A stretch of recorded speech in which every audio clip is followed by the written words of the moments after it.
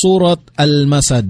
Bismillahirrahmanirrahim. Sa ngalan ni Allah, ang pinakamahabagin, ang pinakamawain. Tabbat yada Abi Lahab wa tab. Maglaho ang mga kamay ni Abu Lahab, maglaho siya. Ma aghna anhu maluhu wa ma kasab. Ang kanyang kayamanan at kanyang mga anak ay walang magiging kapakinabangan sa kanya. Sayasla naran dhata lahab. Tiyak na siya ay sisilaban sa naglalagablab na apoy.